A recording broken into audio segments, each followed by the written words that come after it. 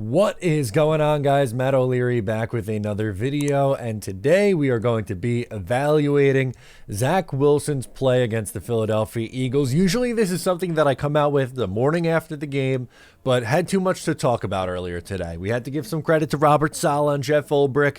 We reacted to Robert Saleh's press conference, and now finally in the evening, we're getting around to fully evaluating Zach Wilson's performance against the Philadelphia Eagles. And there's a specific reason why you will see me wearing this jersey in this video. One, because I like the guy, number one. But number two, I am wearing my Mark Sanchez number 6 jersey.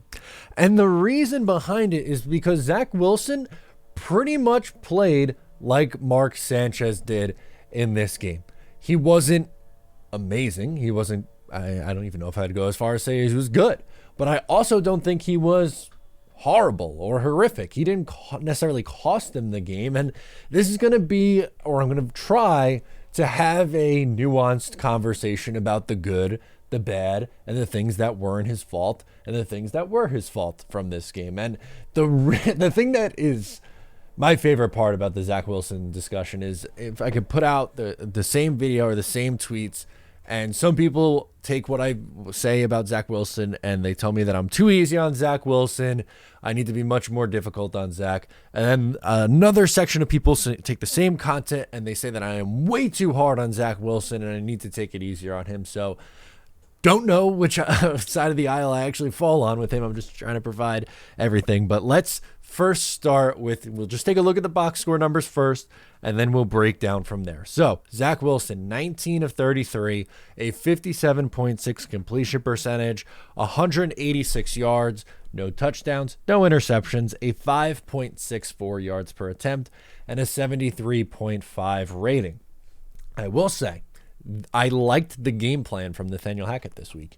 They were aggressive throwing the ball on first down, and they were aggressive just throwing the ball in general, which made sense based on the defense you were facing. The Philadelphia Eagles were down a cornerback, were down their best interior pass rusher, and have an elite level run defense, so they decided to throw the ball. On first down, they threw 11 of 17 times, 65% of the time, a big difference there for 114 yards, 6.7 yards per attempt, 1 sack, 1 holding penalty, so 98 yards on 19 total dropbacks, 5.2 yards per play, 4 first downs. That was okay. It wasn't phenomenal numbers. There were times earlier this season where the Jets offense and Zach Wilson in particular looked better throwing on first down than what they did in this game in particular, but I liked the game plan and the style of offense they were playing in this game. So let's start with the good. I liked the quick passes that we saw from Zach Wilson in this game. A lot of times they ran a bunch of quick slants. They hit Garrett Wilson on a bunch. They hit Allen Lazard for a big first down on a third down play. That is something that is easy. When you have a good route runner like Garrett Wilson, he should be open. And I love attacking the middle of the field. I think that is a strength. So I like him getting the ball out quickly. In those instances, the quick passes were good. He definitely looks more confident than when you saw him last season at times. Like he doesn't look the same, where there were times where he just looked completely shell-shocked, right? Like had no idea what was going on. That at least we could say is gone. The last 3 weeks, he doesn't have that shell-shocked look. It hasn't been perfect the last 3 weeks, and we'll get to some of the things that weren't good and then the things that weren't his fault, but were still struggles on offense. But confidence is definitely something that I think has improved. Mechanically, I do think he looks better mechanically throwing the football, and that comes really with the confidence. So that one kind of goes hand in hand. And big improvements from last year there. And I really like the sideline throw, the deep shot down the right-hand sideline to Garrett Wilson. Give your guy a one-on-one opportunity, a chance to go up and make a play on the football. He did that, and which is why I didn't really kill him last week for the interception to Garrett Wilson. It was the right read, going one-on-one to your guy. Had to have been a better throw. Last week, it should have been the back shoulder throw. It gets picked. It was a little bit low. It wasn't, again, I wasn't killing him for that pick last week. But we've got to give him credit for this one on the throw to the right-hand side to Garrett Wilson, setting up a big play. Okay, now for the bad in this game. He's a little late on things. Like, it feels like he's a tick off on some of his reads, some of his throws, and some of his decision making. So I would like to see him process things a little bit quicker. I don't know if we'll ever see him be a true quick processor, but that's an area going into the bye week and coming out of the bye is an area that I think he absolutely needs to improve. This offense is downright horrible in the red zone. Horrible in the red zone. There was a stretch where they went 0 for 8, which was really not good. And then after the Tony Adams interception, the New York Jets end up scoring a touchdown there. But they are just really, really not good in the red zone. And it's not all on Zach Wilson. There are things that need to get better. They hurt themselves, whether it be with outside of Zach factors, play calling, dropped passes, holds, penalties.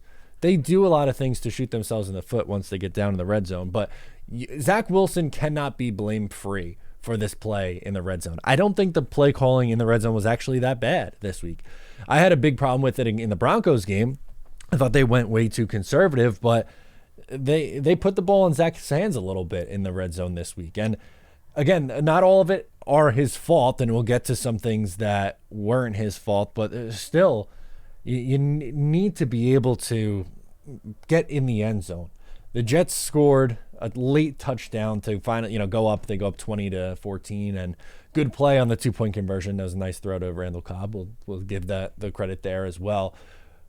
But they need to be able to get into the end zone more. It's like pulling teeth once they get into the red zone. It's really, really a frustrating watch, and the quarterback is absolutely a part of it. I know he's not the only reason for the struggles. I'm not saying that Zach Wilson alone, isolated, that's it. That's the only reason why they're struggling in the red zone.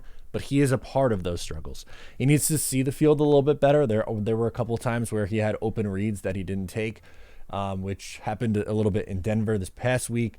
He's improved in those areas. Really, the worst one this year was the game against the New England Patriots, where guys were running wide open and you just were not able to find him or find the open guy. But I thought there was he's been a little bit better with that, but still that's an area for improvement.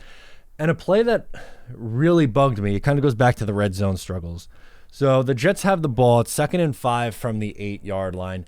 They run a play action bootleg to the left, and a guy comes in untouched, and he takes a big sack, a 14-yard loss. Now, many will say, okay, well, the guy was in his face. No one was there to block him. That's, how could you blame him for taking a sack? Well, if you watch the play, the play actions, goes to roll to the left. And when he turns his head, he's looking right at Hassan Reddick. And at first, instead of just saying, shoot, there's a guy right here, he's going to come and get me, let me dirt it, throw it out of bounds. Randall Cobb is off in the flat. And someone also, Rosales said after the game, there was supposed to be another wide receiver over there, so somebody effed up. But that's one where you just got to go, this has to go 10 rows into the stands. I'm just going to throw this one away. But that wasn't what he did. He instead flipped his hips, tried to escape Reddick, dropped back further, and took a big 14-yard sack in that spot, setting up at that point a 3rd and almost 20. So you go from a 2nd and 5, which if you throw it away could be a 3rd and 5 from the 8, turns into a 3rd and unmanageable. They put themselves into 3rd and unmanageable situations. And this one, I'm going to say, is on Zach. I think you have to be able to you have to throw that ball away.